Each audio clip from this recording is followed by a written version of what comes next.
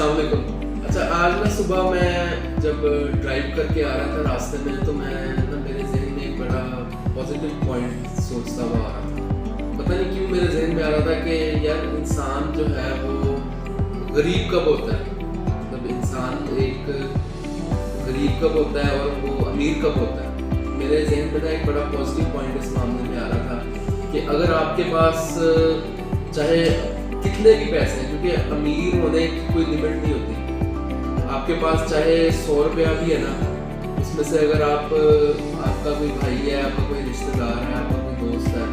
اس میں سے اگر آپ 50 روپے اس کو دیتے ہیں, ٹھیک ہے, تو آپ امیر ہیں.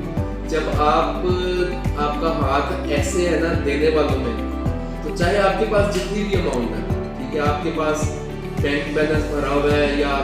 بینک کرپٹ ہے, آپ کے پاس کچھ بھی نہیں ہے, آپ کے پاس 100 روپے ہے, آپ اس میں سے 50 اگر اپنے کسی بھائی کی ضرورت کو پورا کر دیتے ہیں تو آپ کے پاس پیچھے 50 بھی بڑھتا ہے نا, آپ کا ہاتھ ایسے ہے دینے میں,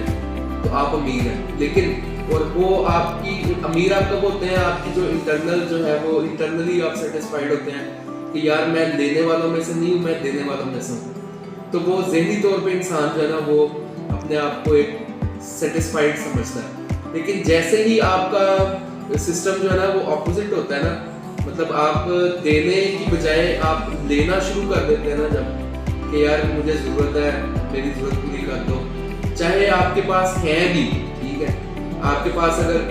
50,000 بھی ہیں, آپ پھر بھی کہیں یار کہ میری نا ضرورت پوری نہیں ہو رہی, تو جو دینے والا ہے اس کے پاس اگر چاہے کتنے نہیں بھی ہیں وہ پھر بھی آپ کی ضرورت پوری کر رہا ہے. اس کا مطلب ہے کہ آپ غریب ہیں, آپ جو ہے وہ آپ کا ہاتھ ایسے آپ لے رہے ہیں,